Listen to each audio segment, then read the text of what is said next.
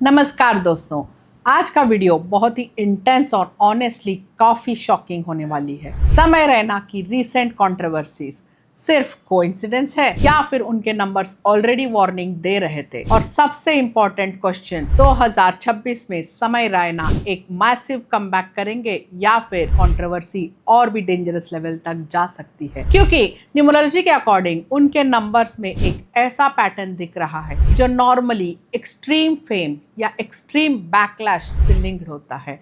और सबसे शॉकिंग बात, समय के चार्ट में 88 एनर्जी एक्टिव है और न्यूमरोलॉजी में 88 को एक्सट्रीमली कार्मिक कॉम्बिनेशन माना जाता है। ऐसे लोग नॉर्मल लाइफ नहीं जीते हैं, या तो इंटरनेट डोमिनेट करते हैं या फिर पब्लिक जजमेंट का सेंटर बन जाते हैं। और ऑनेस्टली समय का जर्नी एग्जैक्टली इस पैटर्न को रिफ्लेक्ट करता है। वीडियो का लास्ट प्रेडिक्शन आप मिस नहीं करना चाहोगे। नमस्कार, मैं Netravati Dubey, numerology and vastu coach, आपका स्वागत करती हूँ आपके अपने चैनल गाइडिंग स्टार्स पर। अगर आप मेरे चैनल पर नए हो तो प्लीज़ सब्सक्राइब ज़रूर करिए, बेल आइकन को हिट करिए ताकि कोई भी वीडियो आपसे मिस ना हो जाए।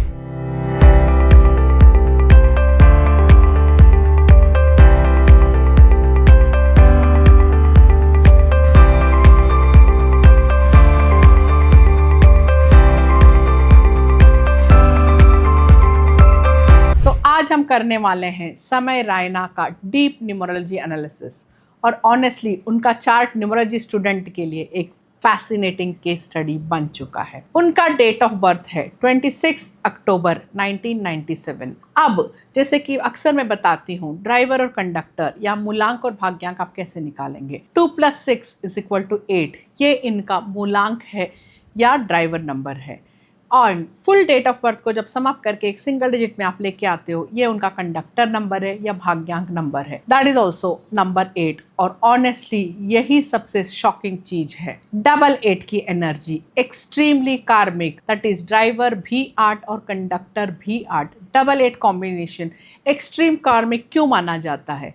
ऐसे लोगों का लाइफ नॉर्मल लाइफ नहीं जीते हैं, या तो उन्हें बहुत कुछ मिलता है, एक्सट्रीम फेम मिलता है, सडन राइज मिलता है, मैसिव इन्फ्लुएंस, या फिर intense backlash, public controversies, heavy criticism. Middle ground इनके लाइफ में ऑलमोस्ट नहीं होता है। और अगर आप समय का जर्नी देखो तो एग्जैक्टली वही पैटर्न दिख रहा है। Sudden rise, internet domination, massive popularity और फिर कंट्रोवर्सीज। ये पूरा पैटर्न नंबर 8 की एनर्जी को रिफ्लेक्ट करता है। नंबर 8 क्या है? सैटर्न की एनर्जी।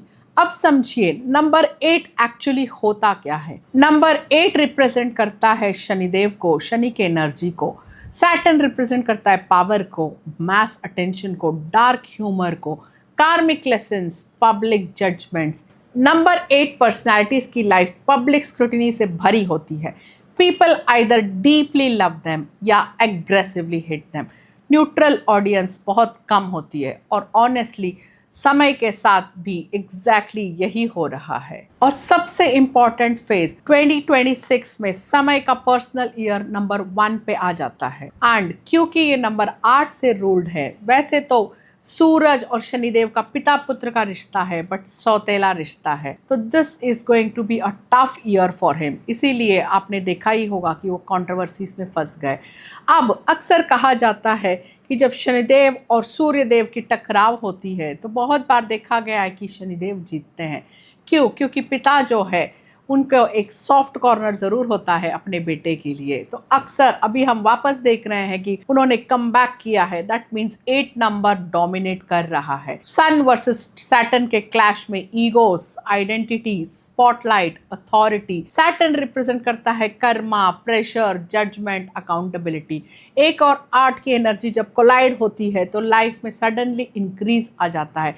पब्लिक इमेज में चैलेंजेस आ सकते हैं, पावर स्ट्रगल्स आ सकते हैं, रेपुटेशन में प्रेशर्स आ सकते हैं, अनएक्सपेक्टेड कंट्रोवर्सीज भी हो सकते हैं। ये फेज बहुत इंटेंस हो सकता है।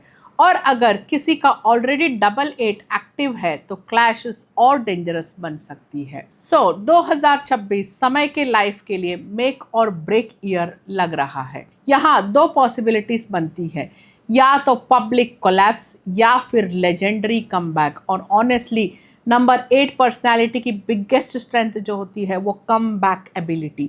ये लोग प्रेशर में टूटते कम है और ट्रांसफॉर्म ज़्यादा होते हैं। इसी वजह से अब एक इंटरेस्टिंग ऑब्जर्वेशन और देखिएगा, समय का ह्यूमर रैंडम नहीं है, उनकी एनर्जीज नेचुरल है, रिबेलियस है, रिस्की है, लिमिट पुशिंग है।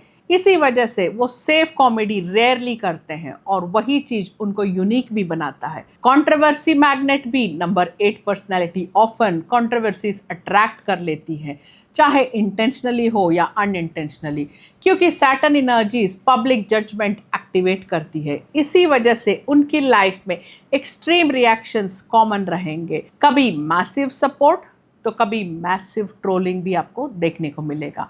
अब बिगेस्ट क्वेश्चन, क्या ये सब सिर्फ कोइंसिडेंस है या नंबर्स जेन्युइनली वर्क करते हैं? ऑनेस्टली दोस्तों, ये डिसीजन आपका है, लेकिन जब repeatedly life pattern numerology cycle से मैच होने लगती है तो क्वेश्चन नेचुरली राइज होता है। और समय के केस में डेफिनेटली न्यूमरोलॉजी स्टूडेंट के लिए फैसिनेटिंग एग्जाम्पल बन रहा है। सो 2026 जो है, सन और सैटर्न का क्लैश, डबल 8 कार्मिक एनर्जी ऑलरेडी एक्टिव हो चुका है, यानी नेक्स्ट फ्यू ईयर्स उनके लाइफ के लिए बहुत ही अनप्रेडिक्टेबल शिफ्ट देखने को मिल सकती है।